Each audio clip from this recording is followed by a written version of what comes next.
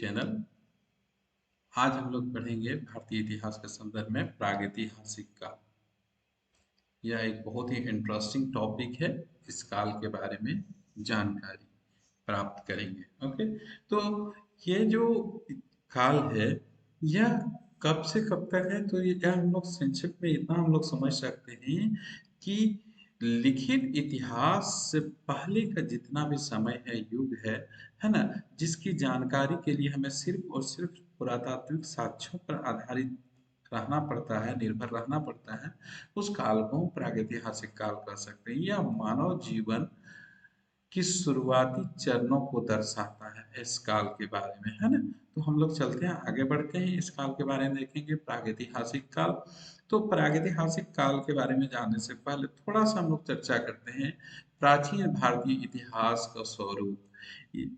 इसमें हम लोग देखते हैं, ये तीन भागों में इसको बांटा गया है। पहला है प्रागैतिहासिक काल, जिसके बारे में आज हम लोग पढ़ेंगे। इसको इंग्लिश में कहते हैं प्री हिस्टोरिक पीरियड, है ना। ये जो है प्री हिस्टोरिक पीरियड या प्रागैतिहासिक काल, इसकी जो विशेषता है दोस्तों, तो यहाँ पे इस काल की जानकारी के लिए हमें सिर्फ और सिर्फ पुरातात्विक साक्ष्यों पर निर्भर रहना पड़ता है। यानी कि इस काल का अध्ययन या जानकारी के लिए सिर्फ जो खुदाई में जो प्राप्त हुए हैं विभिन्न स्थलों से, उन्हीं पुरातात्विक साक्ष्यों पर निर्भर रहना पड़ता है। हम कह सकते हैं कि इस काल में मानव किसी लिपि या लेखन कला से परिचित नहीं था, है ना। प्रागैतिहासिक काल में मानव किसी लिपि या लेखन कला से परिचित नहीं था। इस काल का उदाहरण हम लोग देख सकते हैं, जैसे कि पाषाण काल, है ना। पाषाण काल के लोग जो थे, उस समय जो मानव जो हुआ करते थे, जो मानव सभ्यता का शुरुआत था, उन्हें लिखने की किसी लिपि से परिचित नहीं थे। इसके दूसरे भाग में आते हैं हम लोग आदि ऐतिहासिक काल। इसको कहते हैं प्रोटो हिस्ट्री पीरियड, है ना। प्रोटो हिस्ट्री पीरियड इसलिए कहते हैं दोस्तों, क्योंकि इस काल की जानकारी, है ना, इस काल की जानकारी के लिए या इस काल के अध्ययन के लिए हमारे पास पुरातात्विक साक्ष्य भी उपलब्ध है और लिखित साक्ष्य भी उपलब्ध है। लेकिन जो लिखित साक्ष्य है, इसको अभी तक पढ़ा नहीं जा सका है ना। लिखित साक्ष्य को अभी तक पढ़ा नहीं जा सका है। यानी कि इस काल की जानकारी के लिए भी या इस काल के अध्ययन के लिए भी हमें अभी भी पूरी तरह से किस में रहना पड़ता है, पुरातात्विक साक्ष्यों पर ही निर्भर रहना पड़ता है। हाँ, लेकिन जब इसका जो लिखित साक्ष्य जो प्राप्त हुए हैं, जब उसको पढ़ा जा सकेगा या जब उसको पढ़े लोग इसको जब पढ़ लेंगे, तब इस काल के बहुत सारे ऐसे हिडन फैक्ट है जिसके बारे में अभी हमें जानकारी नहीं है, उन सारे जानकारियों से पर्दा उठेगी, है ना। तो इस काल के हम लोग अगर उदाहरण देखें तो हड़प्पा काल या फिर सिंधु सभ्यता का जो काल था, है ना, इसके अंतर्गत आता है आदि ऐतिहासिक काल के। इसके बाद हम लोग चर्चा करते हैं ऐतिहासिक काल, जिसको हिस्टोरिक पीरियड कहते हैं। ठीक है, यहाँ पे हम लोग कह सकते हैं पुरातात्विक साक्ष्य भी उपलब्ध है, लिखित साक्ष्य भी उपलब्ध है। यानी कि इस काल में मानव किसी न किसी लिपि से परिचित था और जो पढ़ा भी जा सकता है। इन दोनों में अंतर क्या है, तीनों में एक चीज देखेंगे। प्रागैतिहासिक काल की अगर हम बात करें, तो यहाँ पे मानव किसी भी लिपि या लेखन कला से परिचित नहीं था। अगर हम आदि ऐतिहासिक की बात करें, तो यहाँ पे मानव लिखित से कला से तो साक्ष्य थे, लिपि से तो परिचित थे, लेकिन उस लिपि को आज तक पढ़ा नहीं जा सका। और ऐतिहासिक काल में क्या है कि यहाँ पे पुरातात्विक साक्ष्य और लिखित साक्ष्य भी मिला है जो पढ़ा भी जा सकता है। ठीक है, तो इसके बारे में हम लोग थोड़ा सा जाने। आगे हम लोग बढ़ते हैं प्रागैतिहासिक काल के बारे में कि ये जो प्रागैतिहासिक काल है, हिस्ट्री, ये क्या है ना। प्रागैतिहासिक काल हम किसे कहेंगे, तो यह वह काल है जब मानव ने लिखना नहीं सीखा था, है ना। प्रागैतिहासिक काल के जो मानव थे, या जो उस समय वो लिखना नहीं सीखे थे, है ना। मानव की उत्पत्ति से लेकर लेखन प्रणाली का जो विकास हुआ, तब तक की अवधि या तब तक के समय को हम लोग प्रागैतिहासिक काल के अंतर्गत हम लोग रखते हैं। यानी इसको दूसरी भाषा में हम लोग कह सकते हैं, ऐसा काल जिसके अध्ययन के लिए लिखित साक्ष्य उपलब्ध ना हो, सिर्फ पुरातात्विक साक्ष्यों पर ही निर्भर रहना पड़े, तो इसे कहेंगे हम लोग प्रागैतिहासिक काल। चलिए हम लोग प्रागैतिहासिक काल को थोड़ा और विस्तार से जानते हैं। उससे पहले हम लोग देखते हैं थोड़ा रॉबर्ट फॉस्ट के बारे में। रॉबर्ट ब्रूस फुट, ये कौन थे? तो ये जो व्यक्ति थे, एक रॉबर्ट ब्रूस फुट, इसका जीवन काल था 22 सितंबर 1834 से लेके 29 दिसंबर 1912। ये एक ब्रिटिश भूविज्ञानी और पुरातत्वविद थे, ठीक है। और भारतीय पुरातत्व भारतीय पुरातत्व में उनके योगदान के लिए इन्हें क्या कहते हैं? भारतीय प्रागैतिहासिक काल का जनक कहा जाता है ना? क्या कहा जाता है किसको? रॉबर्ट ब्रूस फुट को, है ना? तो भारतीय प्रागैतिहासिक काल का जनक कहा जाता है। क्यों कहा जाता है? तो आगे चलते देखते हैं। अच्छा, ये जो व्यक्ति थे ये जूलॉजिकल सर्वे ऑफ इंडिया के सदस्य थे। क्या थे? Zoological survey of India. तो हम लोग बात कर रहे थे कि प्रागैतिहासिक काल का जनक इसे क्यों कहा जाता है। तो देखते हैं कि सर्वप्रथम 1863 ईस्वी जो थे, इस समय ये एक नामक जो पलवरम नामक स्थान पर, जो कि तमिलनाडु में है। कहाँ पे है? तमिलनाडु में पलवरम नामक स्थान पर औजार की खोज किया था। किसने किया था? तो रॉबर्ट ब्रूस फुट ने। ठीक है, सर्वप्रथम 1863 में रॉबर्ट ब्रूस फुट ने पलवरम नामक स्थान पर औजार की खोज किए थे, जो कि किस समय का था? प्रागैतिहासिक काल के समय था। इसी के लिए इसको भारतीय प्रागैतिहासिक काल का जनक कहा जाता है। ठीक है दोस्तों, यहाँ और एक चीज हम लोग समझेंगे, ठीक है, कि भारतीय इतिहास काल का जनक जो इसको कहा जाता है, लेकिन अगर हमसे प्रश्न पूछ देता है भारतीय पुरातत्व विभाग के जनक, तो भारतीय पुरातत्व विभाग का जनक किसे माना जाता है? Alexander Cunningham. क्यों? तो देखिए, 1857 के बाद जो भारत के गवर्नर जनरल होते थे उसको वायसराय कहा जाने लगा। क्यों कहा जाने लगा? तो इसमें एक कहानी समझिए आप, कि 1857 का जो विद्रोह हुआ था, सिपाही विद्रोह, उससे पहले का जो शासन व्यवस्था यहाँ पे संचालित होता था, वो था ईस्ट इंडिया कंपनी के अधीन। इसीलिए वहां तब गवर्नर जनरल कहते थे। लेकिन 1857 की क्रांति के बाद जो यहाँ के भारत के शासन व्यवस्था का बागडोर किसके हाथों में चला गया? तो ब्रिटिश क्राउन के हाथ में चला गया। इसीलिए अब बाद में वायसराय कहा जाने लगा। तो भारत के प्रथम वायसराय जो थे वो थे लॉर्ड कैनिंग, और इसी लॉर्ड कैनिंग के समय में 1861 में भारतीय पुरातत्व विभाग की स्थापना हुई थी। और ये भारतीय पुरातत्व विभाग की स्थापना जो हुई थी, जिसका प्रथम महानिदेशक कौन थे? तो अलेक्जेंडर कनिंघम। इसीलिए भारतीय पुरातत्व विभाग का जनक अलेक्जेंडर कनिंघम को कहा जाता है। एक चीज और यहाँ चर्चा करेंगे कि इस भारतीय पुरातत्व विभाग को वर्तमान में संस्कृति मंत्रालय के अंतर्गत रख दिया गया है। किसके अंतर्गत कर दिया गया है? संस्कृति मंत्रालय के अंतर्गत कर दिया गया है इस भारतीय पुरातत्व विभाग, है ना को, है ना, यहाँ पे। अच्छा, और एक चीज बात करेंगे, इस प्रागैतिहासिक काल का सबसे पुराना अगर ये मिला है कोई जगह जहाँ पे, तो भारत में सबसे पुराना पाषाण काल उपकरण बोरी, बोरी जो है ये महाराष्ट्र में है। ठीक है, बोरी जो है ये महाराष्ट्र में है। इस बोरी नामक जगह से मिला है। ठीक है, बोरी नामक जगह से मिला है, जो कहाँ है? महाराष्ट्र में। लगभग 14 लाख वर्ष पूर्व का यहाँ से उपकरण मिला है, पाषाण उपकरण, इस बोरी नामक स्थान से दोस्तों। अच्छा, चलिए हम लोग आगे बढ़ते हैं, है ना। अब हम लोग देखते हैं इस जो प्रागैतिहासिक काल है, इसको 3 भागों में बांटा गया है।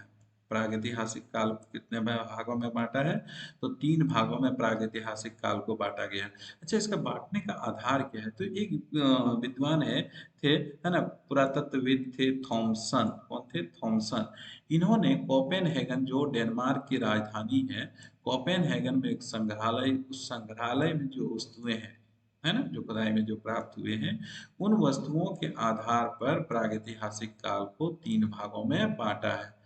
पाषाण काल, कांस्य युग और लौह युग, इन 3 भागों में बांटा गया है। तो हम आज देखते हैं इस पाषाण काल के बारे में। तो पाषाण काल में हम लोग देखेंगे पूरा पाषाण काल, जिसको इंग्लिश में कहते हैं पेरियोलिथिक एज, और इसका समय जो है आपका 25 लाख ईसा पूर्व से लेके 10,000 ईसा पूर्व तक। किसी किसी किताब में दिया है 5 लाख से लेके 10,000 ईसा पूर्व। इसके बाद हम लोग देखेंगे मध्य पाषाण काल, है ना। मेसोलिथिक एज जिसको इंग्लिश में कहते हैं, और ये आपका 10,000 ईसा पूर्व से लेके 4,000 ईसा पूर्व तक इसका काल है। किसी किताब में 10,000 से 6,000 ईसा पूर्व दिया है।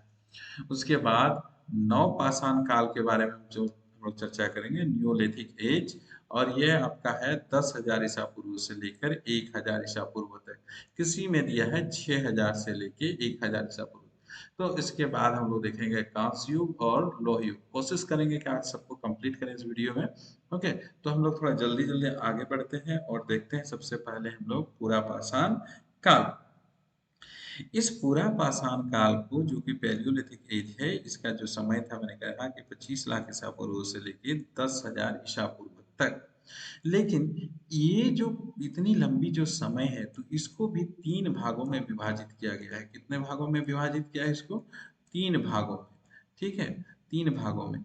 एक को कहा गया है पूर्व या निम्न पूरा पाषाण काल, है ना। एक को हम कह सकते हैं पूर्व पूरा पाषाण काल। ठीक है दोस्तों, पूरा पाषाण काल। तो पहले का हम कहेंगे, सॉरी थोड़ा लिखने में गड़बड़ हो रहा है इससे माउस से। तो हम बात करते हैं, पहला जो है पूर्व पूरा पाषाण काल या निम्न पूरा पाषाण काल इसको कहते हैं। दूसरा दूसरा कहा गया है मध्य पूरा पाषाण काल, और तीसरा है उच्च पूरा पाषाण काल। तो इस पूरा पाषाण काल को 3 भागों में इसको भी विभाजित किया गया है, इसलिए क्योंकि ये बहुत लंबा समय है। 25 लाख ईसा पूर्व से लेकर 10,000 ईसा पूर्व तक, ये अपने आप में बहुत लंबा समय है, इसीलिए इसको 3 भागों में बांटा है।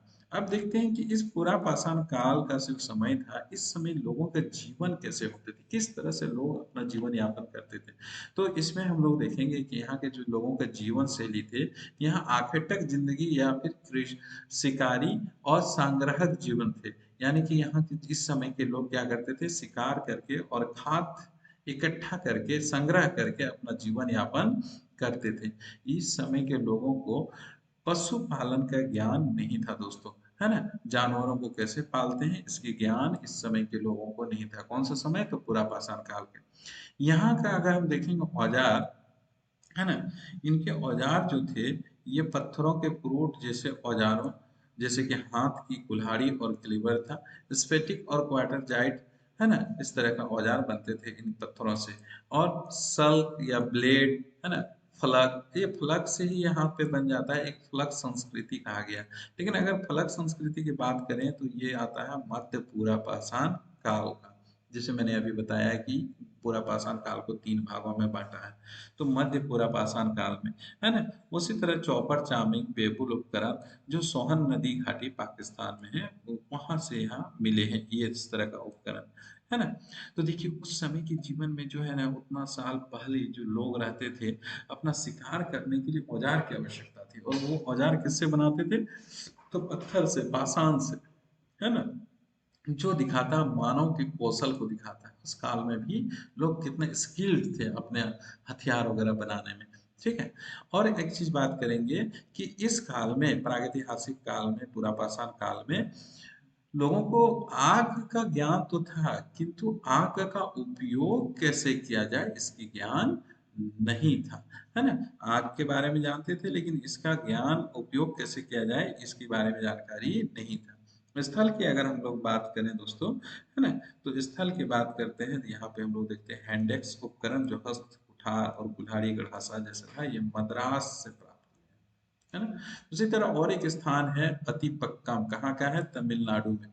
यहाँ पे एक देखिए किसने खोज किया था, तो रॉबर्ट फुस जो थे, रॉबर्ट ब्रूस फुट जो थे, इसके एक मित्र थे किंग। तो इस किंग ने, ये जो उसके मित्र जो थे किंग, इन्होंने अतिपक्कम में पूरा पाषाण काल समय का खोज किया था। उसी तरह और एक स्थान है आपका हथनोरा, ये मध्य प्रदेश नर्मदा घाटी में है। यहाँ पे सर्वप्रथम या पहला साक्ष्य मानव खोपड़ी और कंगाल का साक्ष्य मिला है। किसका मिला है ना? मानव खोपड़ी और कंकाल का पहला साक्ष्य मिला है दोस्तों यहाँ से। इसकी अगर हम जगह की और बात करें तो भीमबेटका, है ना, कला की बात करें तो देखिए उस समय के लोग, देखिए भीमबेटका की गुफाएं, यह भी कहाँ है? मध्य प्रदेश नर्मदा घाटी। यहाँ गुफा चित्रकारी का प्राचीनतम साक्ष्य मिला है। क्या मिला है? गुफा चित्रकारी का प्राचीनतम साक्ष्य। और ये जो है पूरा पाषाण काल, मध्य पाषाण और नव पाषाण काल, यानी कि तीनों काल के यहाँ पे चित्रकारी प्राप्त हुए हैं। यहाँ से कहाँ से? तो भीमबेटका की गुफाएं से। और जब यह प्राप्त हुए तो इसीलिए यूनेस्को ने इसको विश्व धरोहर घोषित किया है। भीमबेटका की गुफाएं को यूनेस्को ने क्या किया है?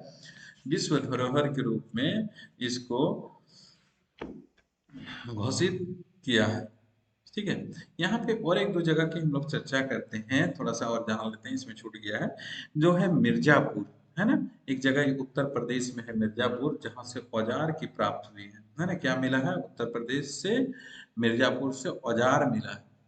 और ये जो औजार मिला है ये भी तीन समय के मिला है मिर्जापुर में। पूरा पाषाण काल का भी मिला है, मध्य पाषाण और नव पाषाण काल से भी मिला है। उसी तरह से मिर्जापुर में और एक जगह है बेलन नदी घाटी। क्या है? बेलन नदी घाटी। वहां से क्या मिला है? तो अस्थि निर्मित मातृ देवी की प्रतिमा मिला है।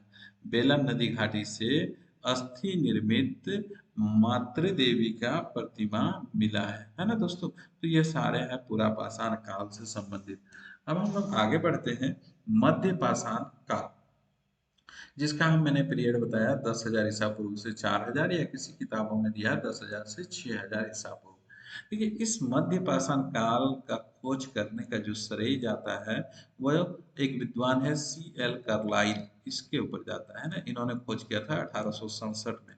तो मध्य पाषाण काल का जो खोज करने का श्रेय जाता है C.L. कार्लाइल।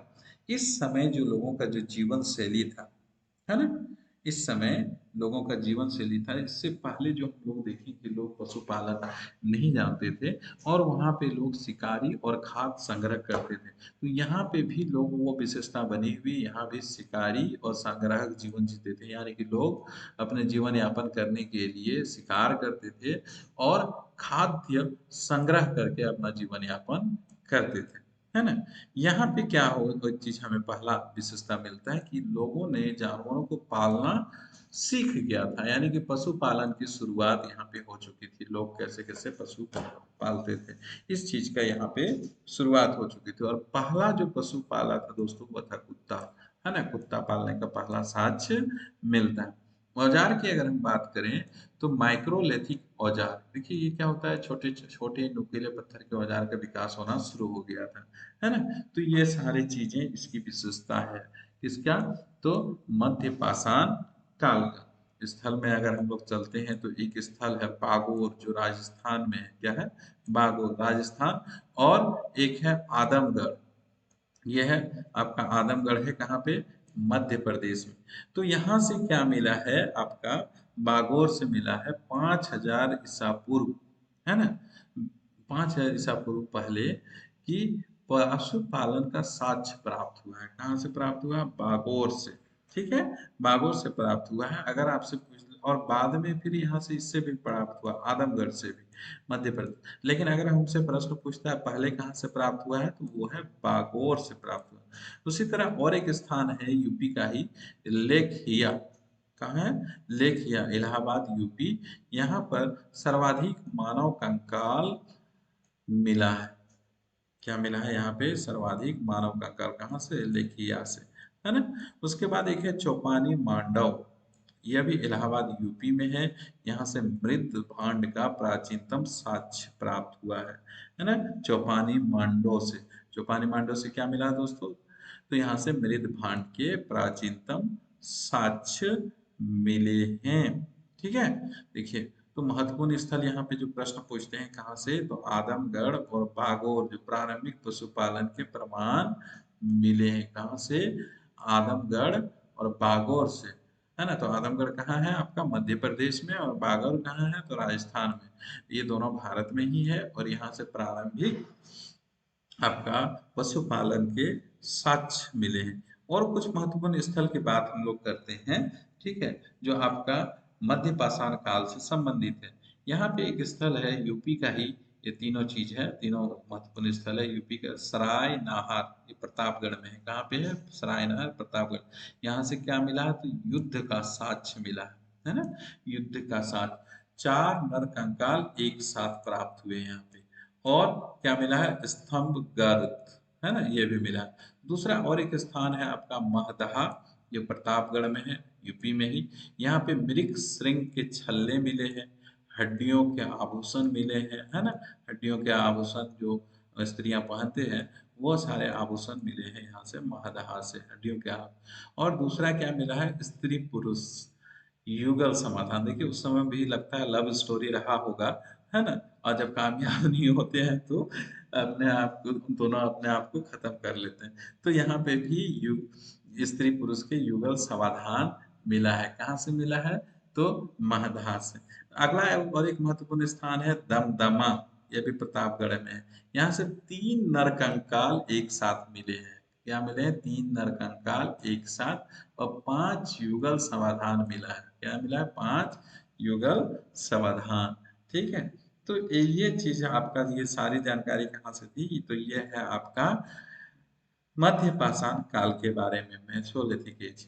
अब हम लोग चलते हैं, आगे बढ़ते हैं और हम लोग चलते हैं यहाँ पे नवपाषाण का, न्योलिथिक एज। ठीक है। इसकी अवधि मैंने बताया था कि 10,000 ईसा पूर्व से 1,000, या किसी किताब में दिया है 6,000 ईसा पूर्व से लेके 1,000 तक। ठीक है। यहाँ पे दोस्तों देखते हैं कि जो इसका एक प्रमुख विकास है, तो लोगों ने मध्य पाषाण काल में पशुपालन सीखा था। यहाँ पे देखिए कृषि का शुरुआत, यानी कि लोगों ने फसल उगाना यहाँ पे सीख गया था, है ना। कृषि, अब पशुपालन तो रहेगा ही, क्योंकि जो पहले से था वो थोड़ा भूल जाते हैं। तो पशुपालन के साथ साथ साथ यहाँ पे क्या हो गया, कृषि की शुरुआत हो गया। देखिए कृषि की शुरुआत अपने आप में ये बहुत महत्वपूर्ण है। जब कृषि की शुरुआत हो जाता है तो इसका प्रभाव के कारण लोगों के जीवन में व्यापक बदलाव आता है, क्योंकि खाद्यान्न के लिए, खाने पीने की वस्तुओं के लिए वो आप खुद पैदा कर सकते थे। और उनका घुमक्कड़ जीवन जो इससे पहले होते थे कि एक जगह से दूसरे जगह, वो अब क्या हो जाएगा, कृषि की शुरुआत के साथ स्थायी हो जाएगा, है ना। तो यहाँ पे हम लोग देखिए कृषि के कारण स्थायी बस्तियों का विकास हुआ है, यानी कि लोग स्थायी जीवन जीना शुरू कर दिए थे। उसी तरह से कृषि में क्या कर लिए थे, जैसे जौ उगाया, गेहूं उगाया। तो जौ को पहले उगाया लेकिन खाया पहले गेहूं, है ना। तो ये जो है, जिसने कृषि ने क्या कर दिया, लोगों के जीवन शैली में बदलाव कर दिया। जब लोग कृषि करने लगे तो यहाँ पे बदलाव होना शुरू हो गया, है ना। तो एक चीज है कि ऐसा बदलाव हुआ, तो कृषि के कारण स्थायी जीवन का विकास हुआ, स्थायी बस्तियां, लोग अब एक जगह बसने लगे। उनका जो घुमक्कड़ जीवन हुआ करता था एक जगह से दूसरे जगह, वो खाना बदोश जिंदगी का अंत हुआ और लोग एक जगह स्थायी रूप से बसने लगा। दूसरा, मैंने कहा था कि आपका, अगर हम प्रागैतिहासिक काल में, पूरा पाषाण काल में देखेंगे तो लोगों को आग की जानकारी थी लेकिन उसके उपयोग की जानकारी नहीं थी। यहाँ पे नव पाषाण काल में लोग आकर के आग के उपयोग की जानकारी सीख गए, है ना। कि आग को उपयोग कैसे किया जाए। इसका मतलब है कि जब आग का उपयोग करना वो सीख गए तो खाना बना पका के भी खाना सीख गए लोगों ने। साथ ही कुंभकारी का भी ज्ञान था। पहिए का आविष्कार किया। देखिए यह भी अपने आप में एक बहुत बड़ा आविष्कार था, बहुत बड़ा परिवर्तन था, पहिया का आविष्कार, है ना। तो इस चीज को किया। दूसरा, औजार की अगर हम बात करें, लोगों का औजार कैसे था, तो ये था पॉलिश किए गए पत्थर के औजार और कुल्हाड़ियां, यानी कि पहले से भी ज्यादा सुंदर और ज्यादा नुकीले और अच्छा बनने लगे औजार, है ना। जो उसके साथ साथ क्या था, स्लेट, पत्थर के औजार बनने लगे। अगर हम स्थल की बात करें तो मेहरगढ़ की पे हम लोग चर्चा करते हैं, जो इम्पोर्टेंट है। मेहरगढ़ बलूचिस्तान पाकिस्तान में है। यहाँ पे 7,000 ईसा पूर्व के प्रारंभिक कृषि के साक्ष्य मिले हैं। 7,000 ईसा पूर्व के प्रारंभिक साक्ष्य।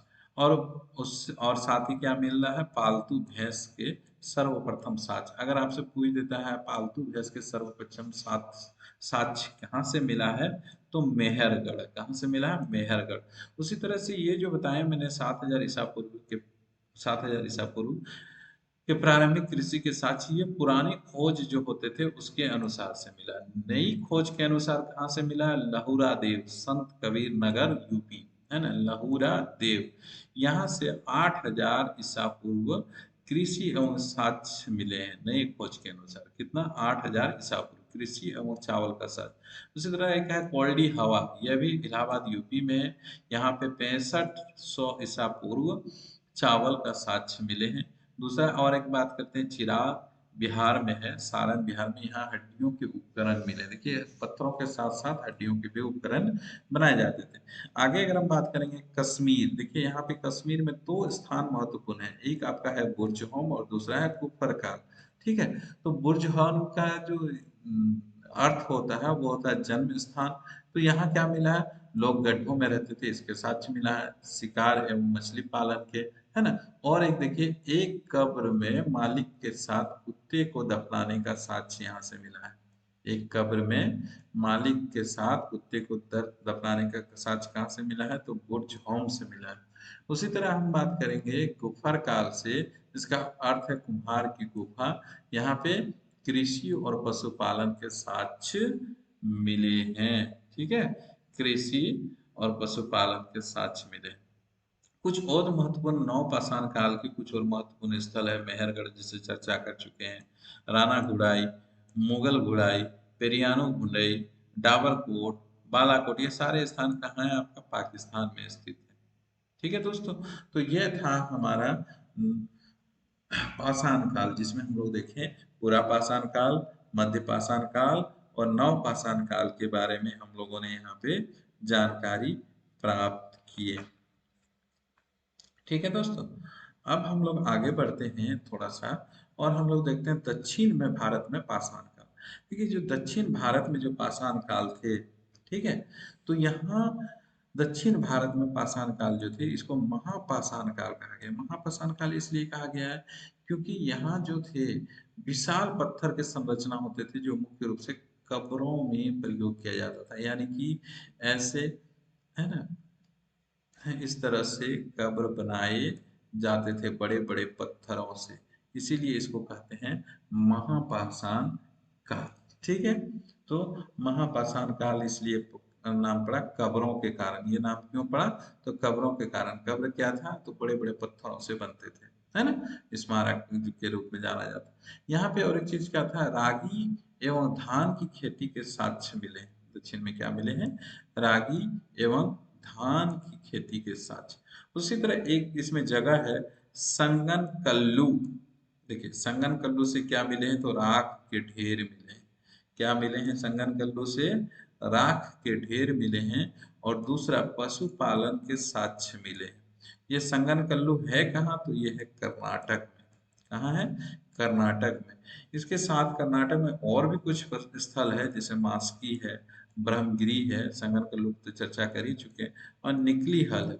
ये सभी महत्वपूर्ण है ना, दक्षिण भारत में महापाषाण काल के स्थल है, जहाँ से प्राप्त हुए हैं, साक्ष्य प्राप्त हुए हैं।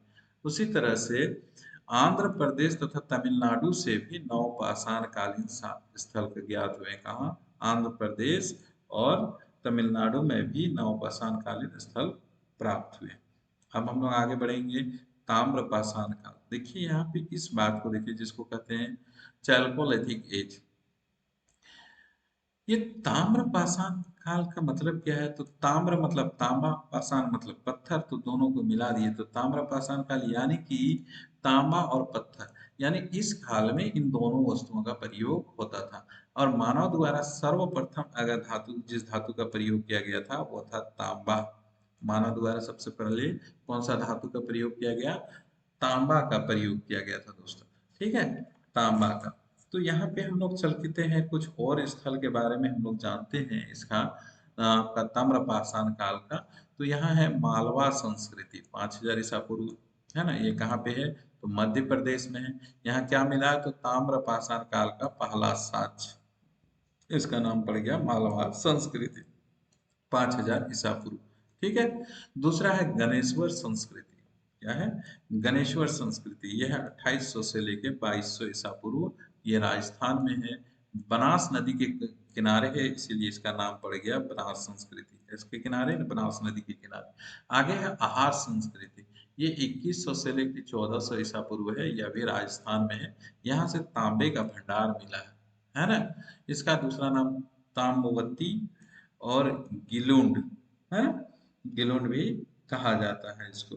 ठीक है, यहाँ से भी मिला है तांबे का भंडार, ताम्रपट्टी और गिलोन से भी। इसको आहड़ संस्कृति भी कहा जाता है, जो किसके काल थे, हड़प्पा कालीन सभ्यता के समकालीन थे, हड़प्पा का समकालीन थे आहड़ संस्कृति।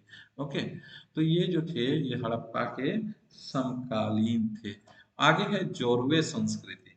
ठीक है, इसका जो स्थल है आपका इनाम गांव। ठीक, तो ये है जोरवे संस्कृति। और ये जो ताम्रपाषाण काल का जो अवधि है लगभग 4000 ईसा पूर्व से लेके 1500 ईसा पूर्व तक का अवधि है ना।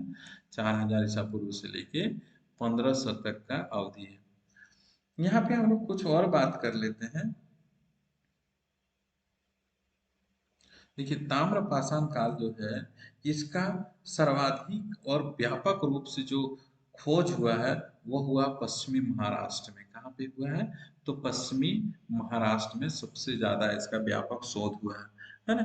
और इसका और भी कुछ महत्वपूर्ण स्थल है जिसके बारे में हम लोग चर्चा करेंगे। तो यहाँ हम लोग देखते हैं, है ना, ताम्रपाषाण का सर्वाधिक व्यापक खोज जो हुआ है वो पश्चिमी महाराष्ट्र में हुआ है। इसका और भी कुछ महत्वपूर्ण स्थान है, जैसे है देमाबाद। ठीक है, देमाबाद ये भी महाराष्ट्र में ही पड़ता है। यहाँ से क्या मिला, तो तांबे का रथ मिला। देमाबाद से क्या मिला है, तांबे का रथ मिला है।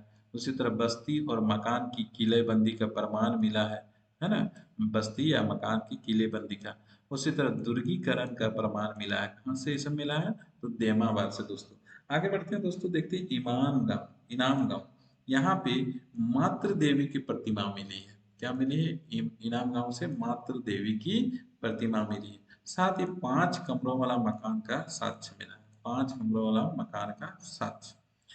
आगे एक स्थल है कायत, एरन और नवादा टोली। और इन जगहों में जो खोज करता थे वो थे एच डी सांकालिया। कौन थे, एच डी सांकालिया, इन्होंने खोज किए थे। ये मध्य प्रदेश है ना, और इसीलिए मध्य प्रदेश में है। और कायत में पहला खोज हुआ था, इसलिए इसका नाम कायत संस्कृति पड़ा। इसके साथ और भी कुछ महत्वपूर्ण स्थान है, जैसे दायमाबाद, ये भी महाराष्ट्र में है। दैमाबाद, इसके बारे में तो जान लिए। नौजोरवे, है ना, निवासा, नासी, चंदोरी और सोनारगांव, जो आपका है, ये सारे चीज जो है आपका ताम्रपाषाण काल के स्थान है, जहाँ से ताम्रपाषाण काल के बारे में जानकारी मिली है या साक्ष्य मिला है। कुछ नदी घाटी के भी बारे में हम लोग बात करते हैं, प्रमुख घाटी जिससे हमें प्रश्न पूछता है। तो सोहन नदी घाटी जो है, सोहन घाटी, ये है आपका वर्तमान पाकिस्तान में। बनास घाटी, ये राजस्थान में है ना। कोटलयर घाटी, ये तमिलनाडु में है। बेलन घाटी उत्तर प्रदेश में है। और नर्मदा घाटी, ये मध्य प्रदेश में है। ओके, और थोड़ा सा उसके बाद हम लोग आज इसका खत्म करेंगे। मैं जान रहा हूँ लंबा होने से बोर होने लगते हैं। आगे हम लोग बात करते हैं थोड़ा सा लौह युग के बारे में। क्योंकि हम इसको जल्दी जल्दी खत्म कर देना चाह रहे हैं, इसके बाद हम लोग चलेंगे हड़प्पा और सिंधु घाटी सभ्यता के बारे में, जो इससे भी ज्यादा इंटरेस्टिंग होगा। और एक चीज होता है दोस्तों की, जो होता है ना कि जब फेस टू फेस पढ़ाते हैं उसका एक अलग ही मजा है ना। तो यहाँ पे हम लोग चलते हैं, फिर भी लौह युग के बारे में हम लोग देखते हैं। देखिए, प्रागैतिहासिक काल और ताम्र पाषाण युग के बाद मानव सभ्यता ने लौह युग में प्रवेश किया, है ना, जिसने कृषि औजारों, कृषि और सामाजिक संरचना में महत्वपूर्ण। देखिए, लोहे का जो ये जो लोहे का जो खोज हुआ ना, ये अपने आप में व्यापक था। देखिए, कहते हैं ना कि इतिहास में कि कौन कौन से ऐसे खोज हुआ जिन्होंने मानव सभ्यता को बदल दिया। तो उसमें से एक लोहे का खोज था, जिन्होंने मानव सभ्यता में व्यापक परिवर्तन लाया, क्रांति ले आया। उसी तरह अगर हम बात करेंगे तो जब मानव सभ्यता में आपका औद्योगिकरण की शुरुआत हुई थी, इसने भी व्यापक परिवर्तन लाया। क्योंकि इन चीजों ने, जैसे लोहे का खोज हुआ तो यहाँ पे औजार जो बनाना शुरू हुए, औजार, कृषि से संबंधित औजार, है ना। और कृषि से संबंधित औजार जब बनने लगा ज्यादा से ज्यादा, तो फसल भी ज्यादा ज्यादा आने लगा, समृद्धि आने लगा। इसीलिए कहते हैं कि लौह युग, जब लोहे का खोज हुआ ना, तो ये अपने आप में एक क्रांति, समाज में क्रांति ले आए। ठीक है, तो ये सारे चीज है, कहते हैं लौह युग में हम लोग देखते हैं। ठीक है, तो लोहे का जो प्रयोग मिला है, सर्वप्रथम लोहे का प्रयोग है ना कहाँ से प्राप्त हुआ, तो यह अतिरंजी खेड़ा। कहाँ है, तो एटा, आधुनिक यूपी में, है ना। एक जगह है एटा में, उत्तर प्रदेश के एटा में एक जगह है अतिरंजी खेड़ा, यहाँ से लोहे का प्रमाण मिला है ना। यहाँ सबसे पहला साक्ष्य लोहे का मिला है अतिरंजी खेड़ा। तो इसको याद रखिएगा, पहला साक्ष्य यहीं से मिला। उसके बाद भी मिला है हस्तिनापुर, है ना, वही महाभारत वाला हस्तिनापुर याद रखिए, है ना, तो यहाँ भी मिला है आपका। दूसरा, यहाँ और क्या शुरुआत हो चुका था लोह युग में, देखिए चित्रित धूसर मृद भांड का शुरुआत हो चुका था, है ना, चित्रित धूसर मृद भांड। दोस्तों क्या होता है चित्रित धूसर मृद भांड, हम अलग से एक वीडियो बनाएंगे जिसमें आपको अलग अलग मृद भांडों के बारे में हम बताएंगे, उनकी विशेषता क्या होती है। जैसे यहाँ पे हम कुछ मृद भांड का बारे में हम थोड़ा सा लिख दिए हैं, जैसे काले एवं लाल मृद भांड, है ना, ये कब से था, तो ताम्रपाषाण काल से लेके हड़प्पा, ताम्रपाषाण हड़प्पा से लेकर बाद तक ये हुआ, काले एवं लाल उसका प्रयोग हुआ। उसके बाद गैरिक मृद भांड ओसीपी, है ना, ये पूर्व वैदिक काल के प्रारंभ में देखने को मिलता। उसी तरह उत्तरी कालीस पोलिस मृद भांड, ये वैदिक काल से मौर्य काल तक। तो ये जो मृद भांडों की जो मैंने बात किया, इसमें एक अलग से शॉर्ट वीडियो हम बनाएंगे, कोशिश करेंगे, है ना, और जिसमें अलग अलग मृद भांडों की क्या क्या विशेषता है उनके बारे में हम लोग जानेंगे और पढ़ेंगे। तो आज के वीडियो के लिए यहीं तक, है ना। दोस्तों अगर आप इस चैनल में न्यू हैं और आपको अगर अच्छा लगा वीडियो, तो चैनल को लाइक और सब्सक्राइब और शेयर जरूर करें। धन्यवाद।